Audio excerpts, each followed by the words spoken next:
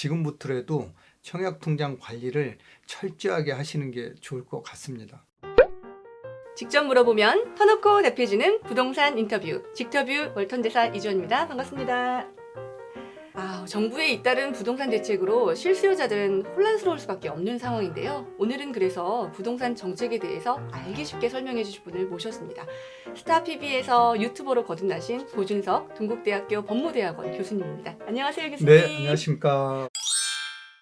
원래 고준석 네. 교수님 이렇게 하는데 네. 예.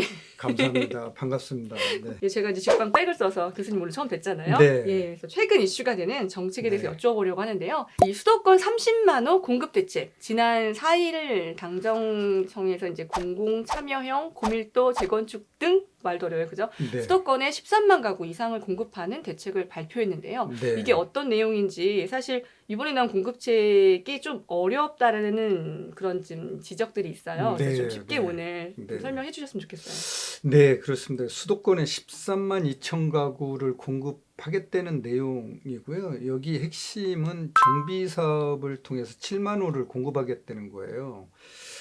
물론 이제 공공 참여형 재건축 및 공공 재개발 방식으로 용적률을 뭐 높여주고 또 층고 제한을 조금 풀어줘서 좀 많이 짓겠다라는 거거든요. 그래서 이제 이게 되면은 공급은 확실히 조금 많이 될 건데 향후에 이제 이런 진행 과정에서 조합들이 많이 참여를 해야 되겠죠. 이제 그 중에서도 주목해야 될 부분이요. 이 공공 참여형 고밀 재건축 이 도입을 통해서 5년간 총 5만 가구를 공급하기로 한 게 핵심인 것 같은데 헬리오가 1만이란 말이에요. 약. 그러니까 그거의 5배 정도가 공급되면 공급이 엄청나겠네 이렇게 생각을 하겠지만 이게 이제 공공 참여형이라고 공공이 들어가기 때문에 임대 공공 분양이 이제 너무 많아서 일반 분양이 안 나오는 게 아닌가라는 걱정을 좀 하세요. 네, 예, 이거 좀 네, 자세하게 맞습니다. 재건축 알려주세요. 네, 공공 참여형 고밀 재건축은 네. LH와 SH 등 공공기관이 참여해서 도시 규제를 조금 많이 완화해서 주택을 네. 기존 세대수보다 2배 이상 많이 공급하겠다라는 것이거든요. 그리고 이제 그 늘어나는 만큼 그 개발이익은 기부 체납 형식으로 환수하는 제도입니다. 다시 말해서 이제 조합이 공공 참여형 재건축 방식으로 사업을 진행하면 네. 용적률 혜택을 대폭 높여주겠다라는 거예요. 현재 이제 3종 일반 주거 지역은 300%밖에 안 되죠. 네. 300%인데 대부분 한 250% 정도 쓰고 네, 있거든요. 맞아요. 다 못 쓰고 있어요. 네, 그런데 여기에 이제 준 주거 지역으로 종을 상향하면은 최대 500%까지로 용적률을 높일 수 있거든요. 그러면 현재 이제 층고도 35층으로 다 제한돼 있죠. 예, 제한되고 있는데 층고도 이제 50층까지 허용된다는 얘기입니다. 예를 들어서 네. 용적률이 250%일 경우 기존 재건축을 통해서 500가구가 공급된다고 할 때 용적률이 500%로 상향될 경우 재건축에 따른 추가 공급은 500가구가 늘어나겠죠. 그러면은 50%인 250가구는 일반 분양을 하게 되고요. 네. 나머지 50%는 기부 체납을 하는데 네. 여기에 25%인 125가구는 임대, 나머지 25%인 125가구는 공공 분양을 한다는 뜻입니다. 공공 참여형 재건축이 활성화되면 이 한강변에도 저희가 드디어 50층짜리 단지를 다시 볼 수 있다고 하는데 근데 이제 이러면 좋아할 것 같은데 이제 뉴스를 봤더니 네. 조합들이 참여하지 않겠다? 참여하지 않겠다? 고려 한번 해보겠다? 참여하지 않겠다? 참여하겠다라고 한 단지들이 생각보다 많지가 않은 거예요. 그래서 네. 이게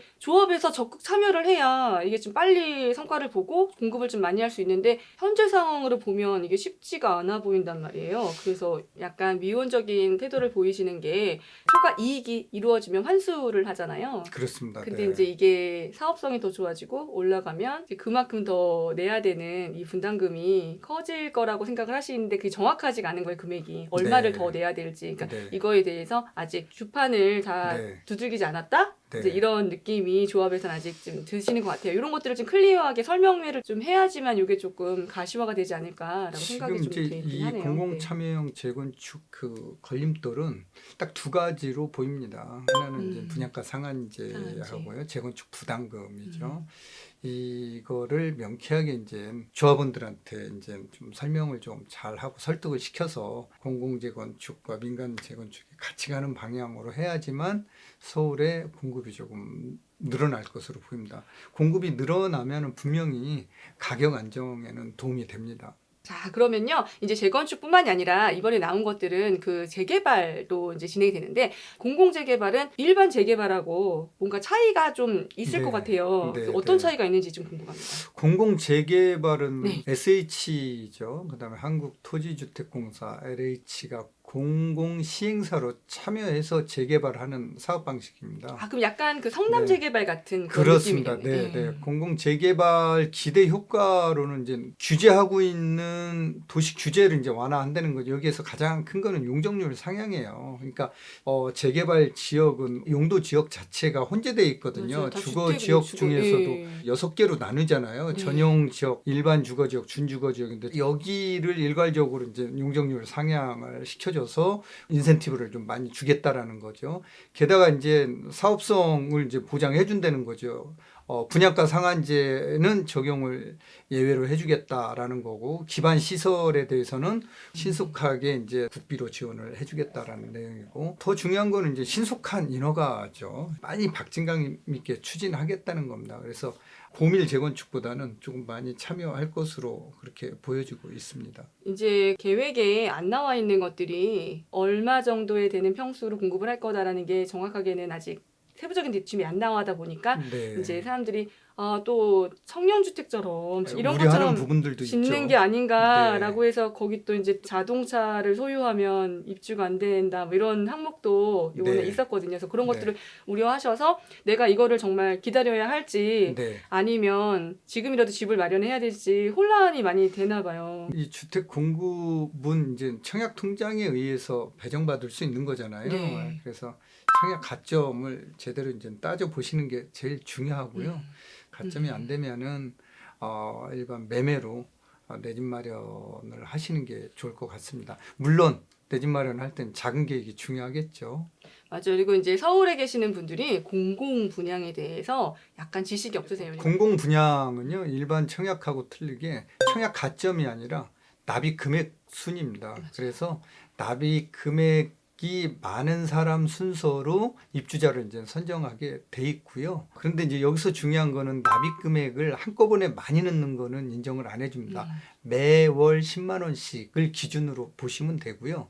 향후 4, 5년 후에 분양할 거니까 지금부터라도 청약통장 관리를 철저하게 하시는 게 좋을 것 같습니다. 이번 시간에는요, 우리 네. 고준석 교수님과 수도권 30만 가구 공급에 대한 계획을 아주 자세하게 들어봤고요. 어느 지역을 주목해야 될지까지 알아봤는데요. 네. 다음 시간에 또 다른 정책의 핫 이슈, 임대차 3법에 대해서 조금 더 심도 있는 얘기 나눠보겠습니다. 아, 교수님, 네. 그 유튜브에 저희 직방 채널에 아주 경쟁자가 될 채널이 나왔다고 제가 들었어요. 경쟁자가 아니라 협업이죠. 고준석 TV 개설을 제가 한 9개월 정도 됐습니다.